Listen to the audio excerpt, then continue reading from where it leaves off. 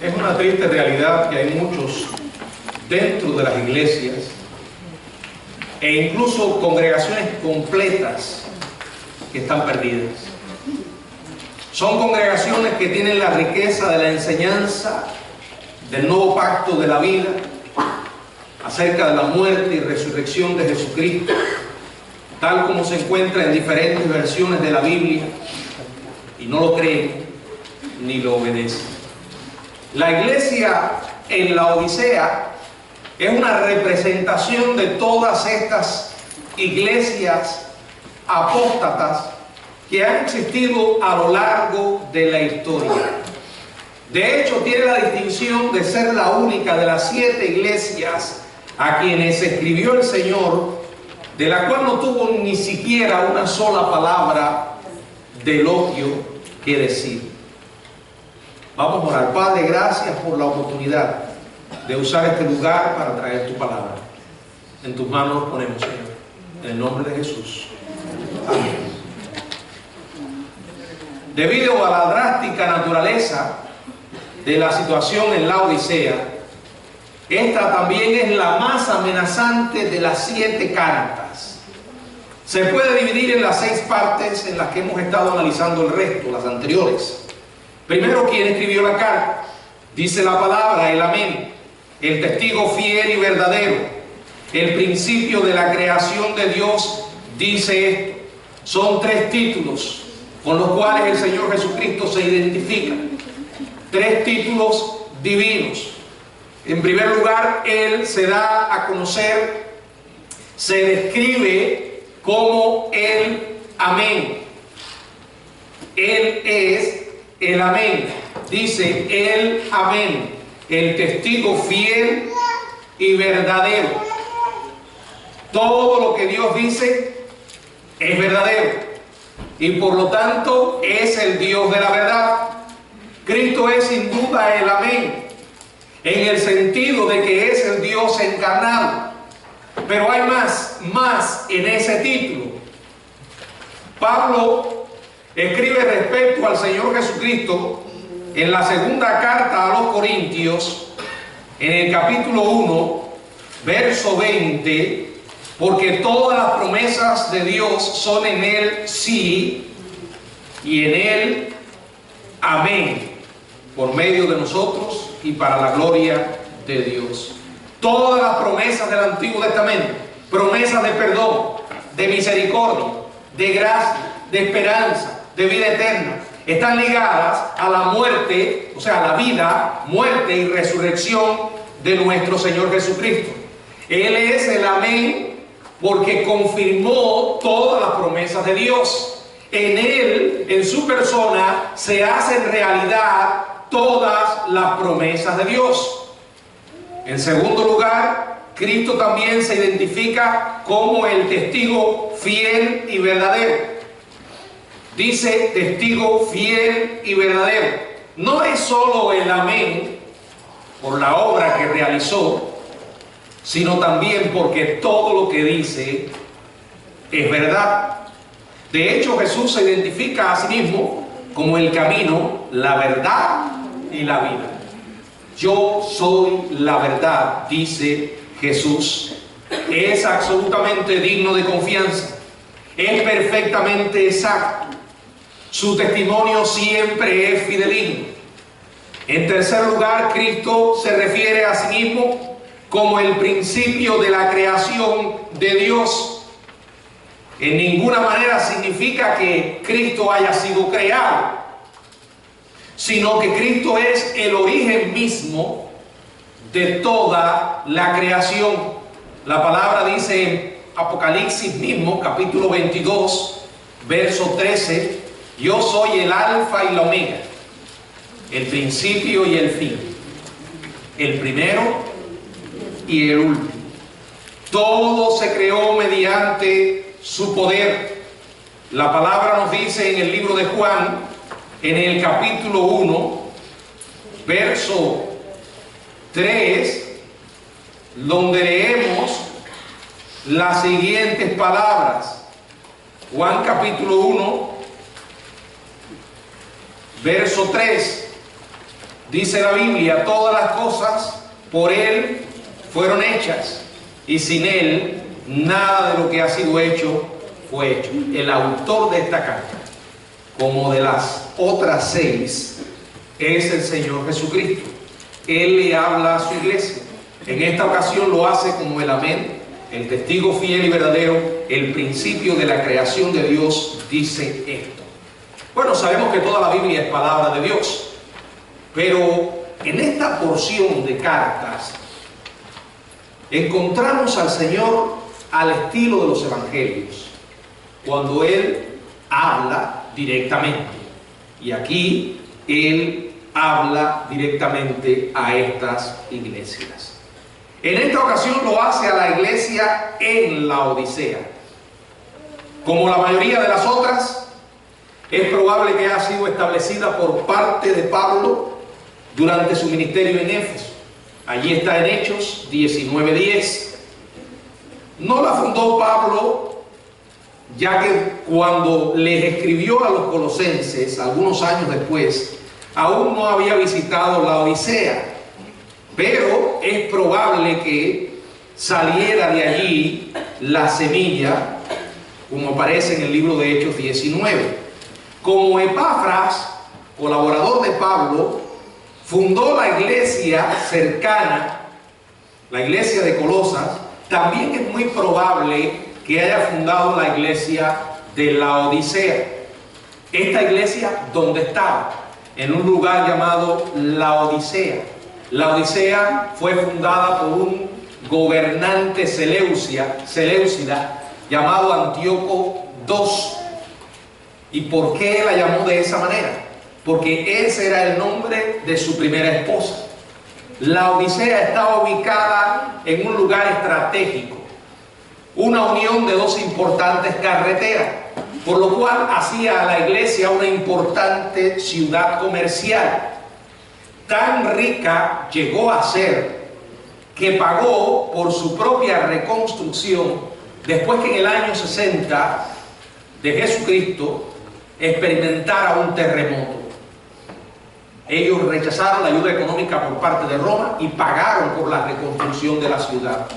Esta ciudad, además de ser una importante ciudad comercial, era famosa por sus productos, específicamente uno, por la que era muy conocida, la lana negra y suave, de especial calidad que producía. ¿Para qué se usaba? Para hacer vestidos, o se tejía para hacer alfombras. La gente pensaba en la Odisea y pensaba en su lana. Era también un centro de medicina antigua. Tenía una importante ciudad de medicina. Esta escuela fue muy famosa por un producto que fabricaban. Era un colirio que llegó a exportarse por todo el mundo greco-romano. Sin embargo, a pesar de que esta iglesia estaba en esta ciudad, era una iglesia que había dejado de ejercer influencia. Me llama poderosamente la atención que es la única a la cual el Señor no le da ningún elogio. Es una iglesia acerca de la cual no tiene absolutamente nada positivo que decir. Qué triste, ¿verdad? Qué triste que llegó a conocerse como la iglesia de la apostasía. Vamos a leer el reproche. No había elogios, pero sí un reproche. Ahí en el capítulo 3, en los versos del 15 hasta el 17, dice: yo conozco tus obras, que ni eres frío ni caliente. Ojalá fuese frío o caliente. Pero por cuanto eres tibio y no frío ni caliente, te vomitaré de mi boca. Porque tú dices: yo soy rico y me he enriquecido y de ninguna cosa tengo necesidad. Y no sabes que tú eres un desventurado, miserable, pobre, ciego y desnudo. Por tanto, yo te aconsejo, bueno, solamente quería hasta el 17. Hasta el 17. Te repito, como no había nada que elogiar, Cristo va directamente, va a sus reproches. Era una iglesia que tenía la información correcta. Conocían a Dios, sabían de Él, tenían toda la información, pero no había evidencias de vida en ellos. Lo primero que el Señor les dice es que Él estaba informado acerca de ellos, conocía todas sus obras y manifestaban que no era una iglesia con vida espiritual. O sea, esta congregación estaba llena de personas no regeneradas. Preste atención a lo que estoy diciendo, porque cada iglesia tiene personas que se llaman cristianos y que no conocen a Jesús. Hay personas que tienen la información correcta, pero no han hecho nada importante con ella. No han nacido de nuevo. ¡Qué tragedia! Cristo los reprende. Fíjense cómo el Señor les dice: ojalá fuese frío o caliente. Lo reprende por no ser frío ni caliente, sino tibios. Y esta idea o esta figura es tomada de la ciudad misma y su suministro de agua. El agua viajaba varios kilómetros por un acueducto subterráneo antes de llegar a la ciudad de la Odisea. Pero cuando el agua llegaba, estaba impura y sucia. Imagínense, no era lo suficientemente caliente como para relajar, pero tampoco era fría y refrescante. El agua tibia de la Odisea estaba en una condición que no podía usarse. La tibieza es inútil. Y comparando el estado espiritual de esta congregación con el agua impura y sucia de la ciudad, Cristo les da una reprensión estremecedora. Después de decirle, ojalá fuese frío y caliente, necesitas definirte, tomar una decisión. En otras palabras, dejen de caminar en la cuerda floja. Y dice, pero por cuanto eres tibio y no frío ni caliente, te vomitaré de mi boca. Hay iglesias que provocan al Señor lágrimas. Hay otras que lo hacen disgustarse. Pero hay iglesias como la Odisea que lo enferman. Las personas calientes, ¿quiénes son? Bueno, son aquellas que están espiritualmente vivas, tienen una fe auténtica, muestran una vida transformada, está llena de cristianos que han nacido de nuevo.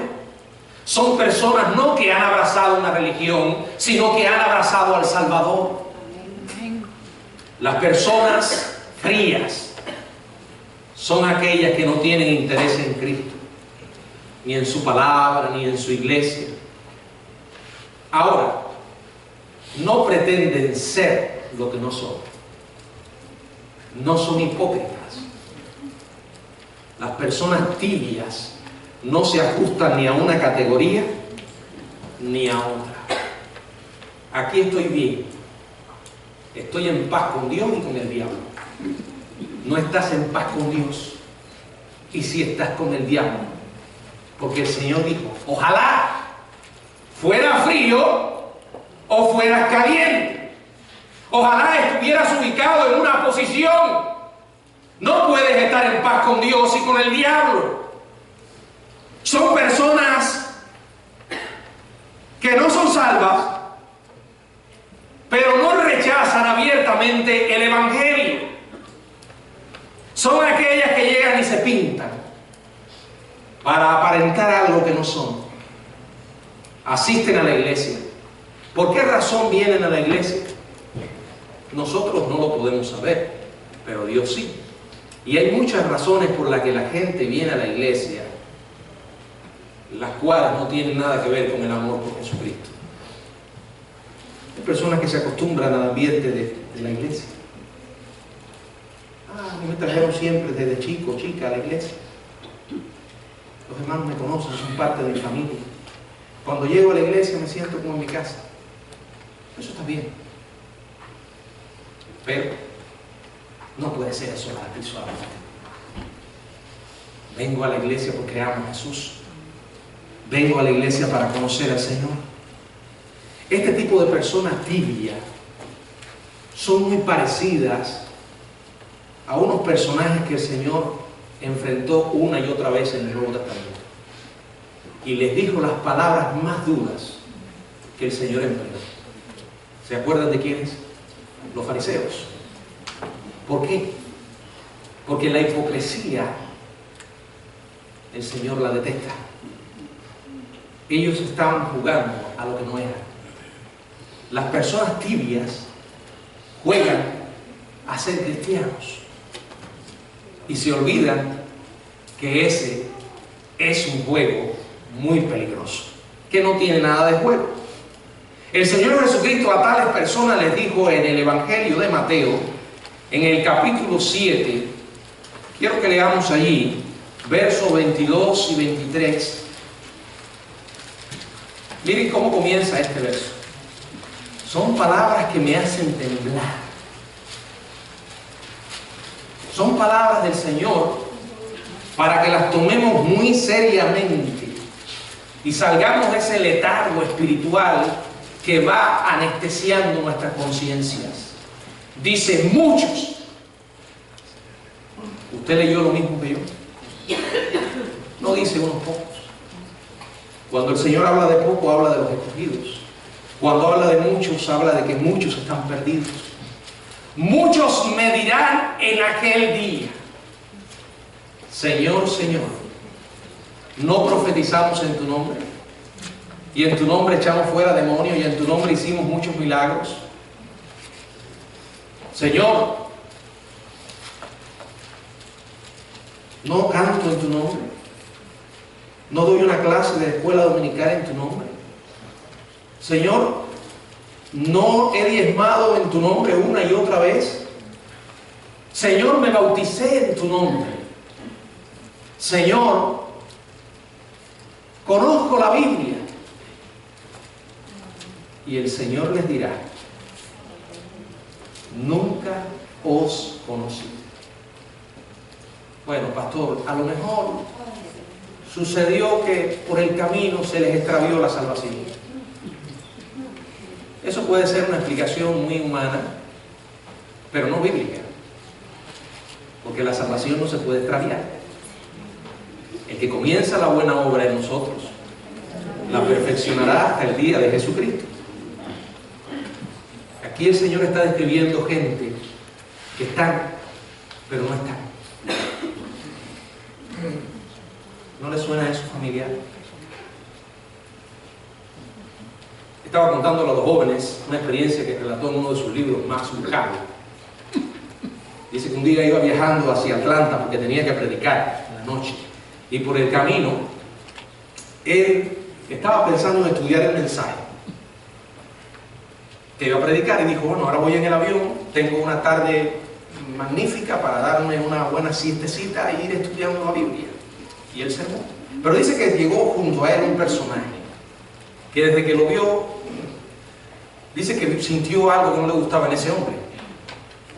Dice que llegó y se sentó, y lo primero que hizo fue agarrarle los asientos de los aviones tienen para usted poner los codos, ¿no?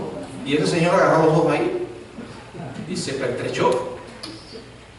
Y dice que él abrió la Biblia y empezó a leerla, y el Señor enseguida lo miró. Es como cuando usted dice que no pase, y eso es lo que pasa. ¿Y usted qué estudia? La Biblia. Ah, la Biblia. Bueno, las iglesias están tan llenas de gente hipócrita. Los cristianos no oran. Le dijo: mire, yo soy un evangelista. Sí. Dice: sentí dolor al saber que ese hombre predicaba. Y según me dijo, todos los domingos lo invitaban a predicar en una iglesia. Y ahí comenzó a hablar: las iglesias no oran, las iglesias no ayunan, los cristianos no predican el evangelio, las iglesias están muriendo. Dice: y yo escuché a aquel hombre con una paciencia increíble y tenía deseo de decirle tantas cosas, pero como me ha ocurrido muchas veces, me quedo sin decirlas. Y no las dije. Aquel hombre me estaba pintando un cuadro patético de la iglesia, porque aquel hombre era un predicador de malas noticias. No le dije nada, pero tenía deseos de decirle. Y lo que le iba a decir a él se lo voy a decir a ustedes. Y lo escribió en el libro. Dice: la fidelidad de Dios no depende de nuestra fidelidad. La iglesia del Señor es victoriosa, no por lo que los cristianos hemos hecho, sino por lo que Jesús hizo. Y después dice: yo sé que tal vez mañana usted se encuentre con Él. Si por favor usted se encuentra con Él, dé este recado de mi parte. La fidelidad de Dios no depende de la fidelidad nuestra. Sí, todos nos encontramos siempre con un predicador de malas noticias, o con un cristiano que anda con un par de lentes oscuros y no se lo quita. Lo terrible es que se identifica como cristiano y anda destilando veneno. ¿No han conocido personas así? En una de estas reparticiones de comida, pasaba por un grupo de personas y había una señora sentada ahí hablando de la iglesia, de los pastores, y por eso yo no tengo ningún pastor, y porque las iglesias... Y yo sentí la tentación de detenerme y de responderle la parte que me tocaba, pero dije: no vale la pena. Solamente quería hacerle una pregunta: bueno, si las iglesias son tan malas, ¿usted qué hace aquí?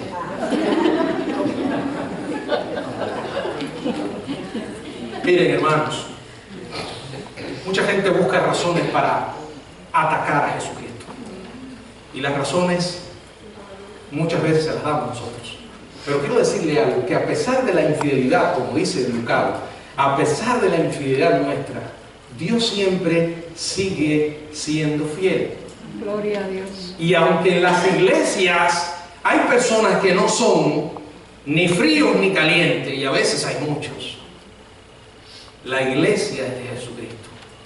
Quien más sufre esa condición es aquello que viven en ese engaño. ¿Por qué? Porque la hipocresía al Señor le produce náuseas, le da deseos de vomitar. Las personas hipócritas y presumidas que se creen justas, como aquel personaje, me imagino lo que sintió Max, porque era bueno preguntarle: ¿y usted, señor? ¿Usted de dónde cayó? ¿Nació o lo sembraron? ¿Va a alguna iglesia? ¿Se congrega en alguna parte? Me imagino que usted debe ser buenísimo, porque para estar hablando tanta basura de otros, usted tiene que ser un santo. Esa actitud hipócrita, el Señor la detesta. Lo peor con este tipo de personas es que no pueden ser alcanzadas con el Evangelio, porque se creen buenas, ¿verdad? No están, o sea, no son como aquellos que tienen a Cristo, o como aquellos que se consideran malos y dicen: bueno, yo ya estoy fuera. Piensan que su propia justicia se pueden salvar. No están dispuestos a reconocer su verdadera condición. La tibieza de la iglesia de la Odisea estaba combinada con el engaño de sí mismo, porque al Señor no lo podemos engañar.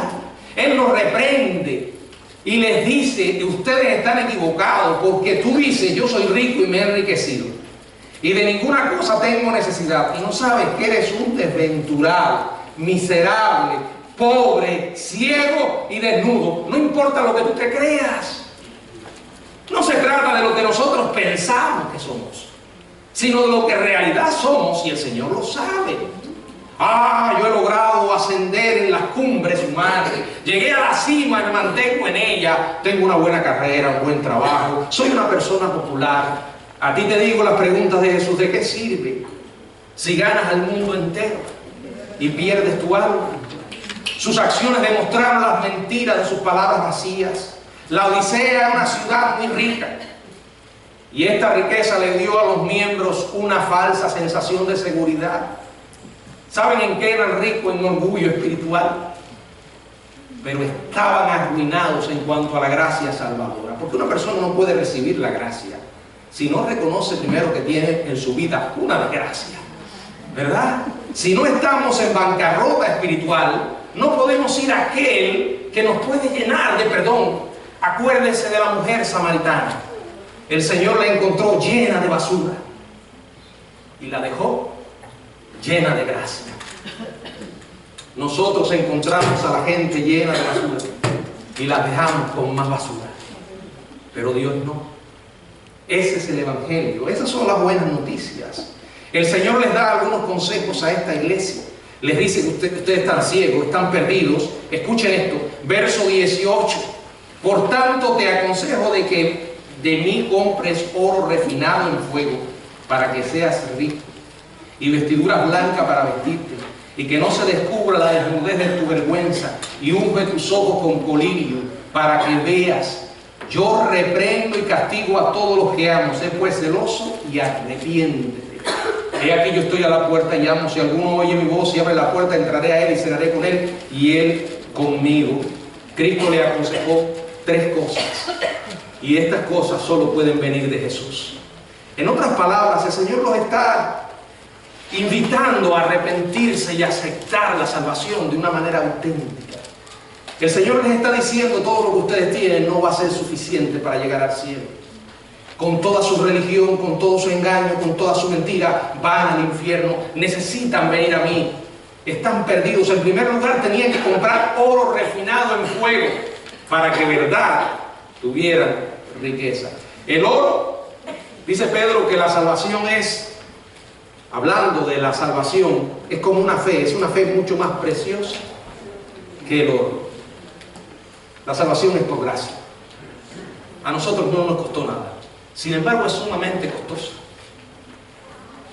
Le costó a Dios la sangre de su Hijo, la vida de su Hijo. Lo primero que dice es: vengan a mí, compren oro refinado.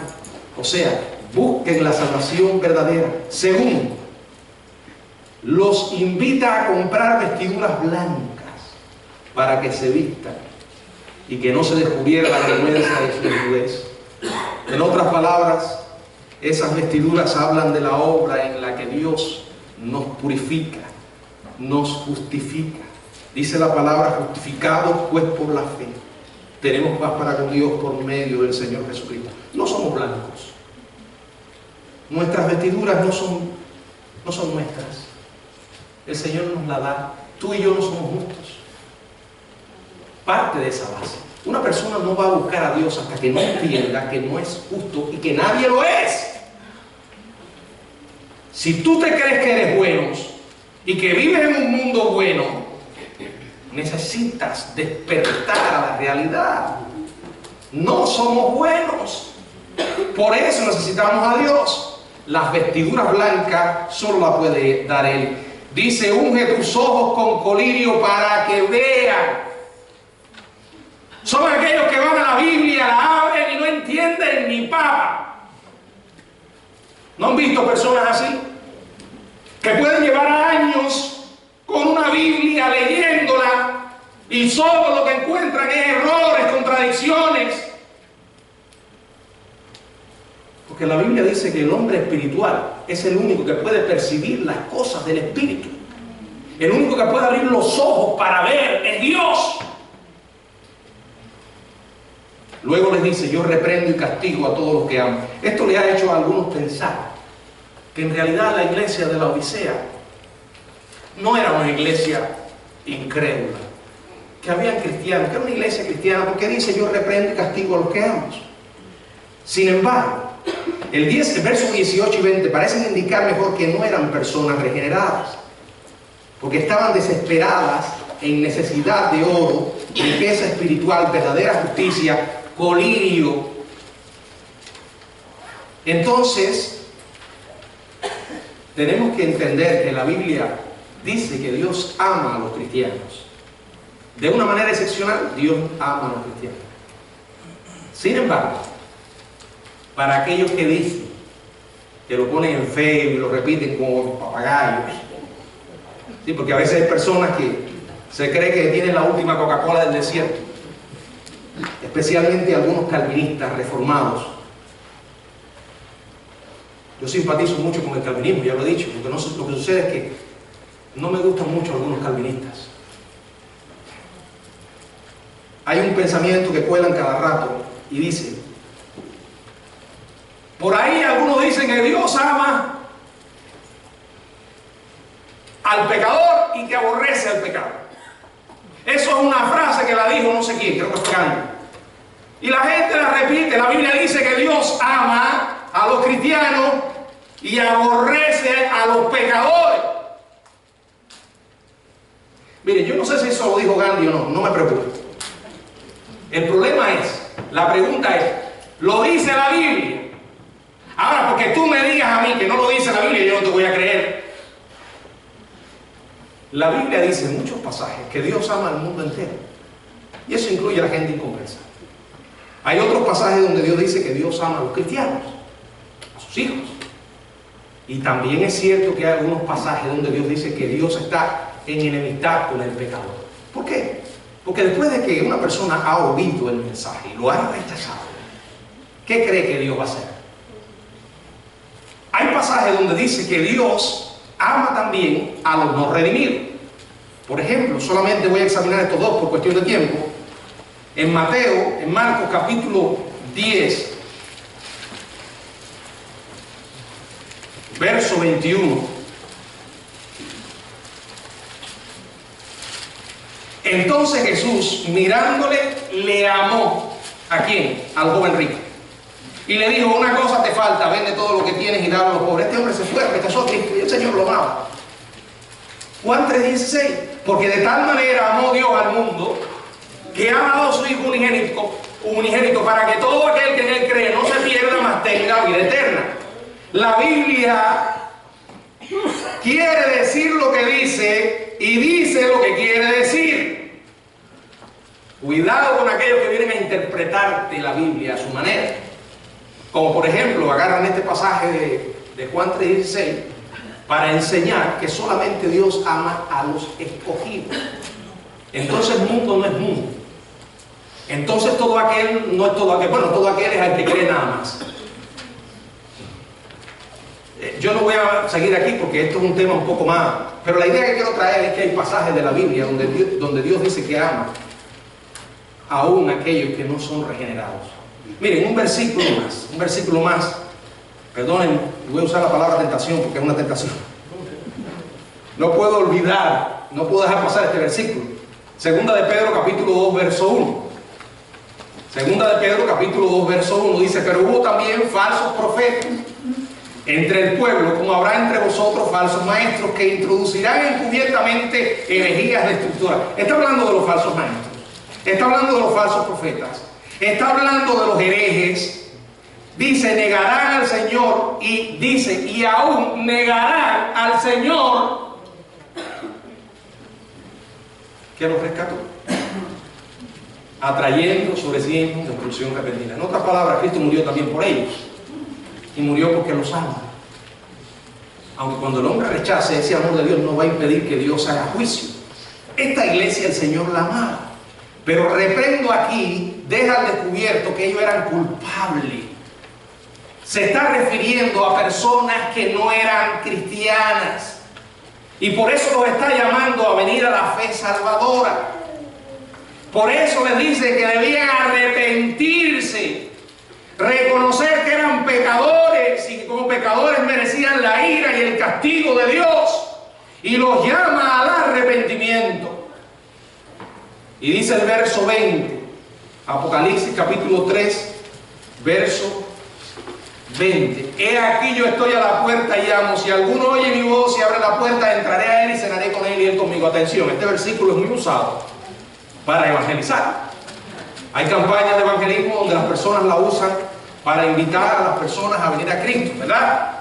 Y está bien, es una aplicación válida, aunque la aplicación primaria de este versículo, Cristo no está a la puerta de un incrédulo.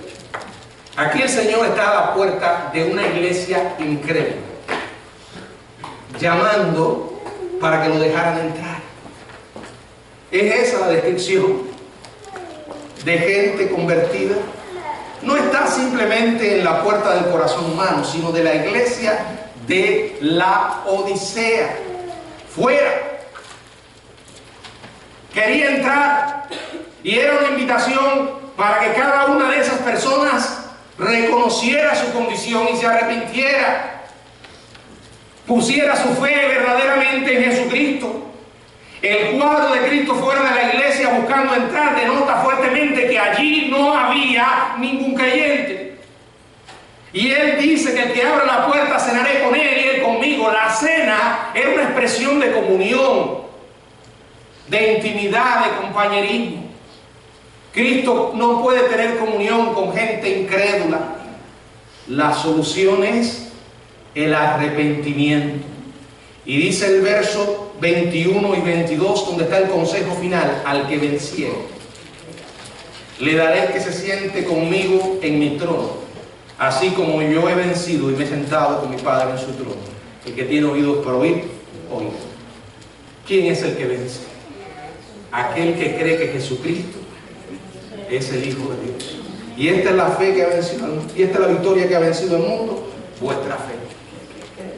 ¿Quién es sino aquel que cree que Jesucristo es el Hijo de Dios? Ellos podían vencer. La oportunidad estaba, como tú mismo ahora. Si no estás seguro de tu salvación, este es el momento para solucionar ese gran problema. ¿Tienes oídos para oír? Si esto que yo he dicho tiene sentido para ti, toma una decisión. Pídele perdón al Señor ahora mismo y recibe a Jesucristo como tu Salvador. Si no tiene sentido para ti, no tienes oído para oír. Pero si los tienes, oye, antes que sea demasiado tarde. Este mensaje no es muy agradable al oído humano, pero eso no es lo que el Señor pretendía cuando escribió esta carta. Les habló con tanta fuerza porque les preocupaba su condición espiritual. Si usted está aquí en esta tarde y hasta ahora ha estado jugando a la fe, despierte. Dice la palabra: sed sobrios y velad, porque vuestro adversario el diablo anda. Y en segundo lugar, el fin de todas las cosas se acerca. También dice: sean sobrios y velad en oración. Despierta. Arregla tus cuentas con Dios. De lo contrario, no habrá oportunidad. Tu situación es peor que aquel que está en el mundo. ¿Sabes por qué? Porque conoces demasiado. ¿Qué harás con eso? Dios permita que seas frío o caliente. Si no, el Señor te va a vomitar en su boca. Que el Señor le bendiga.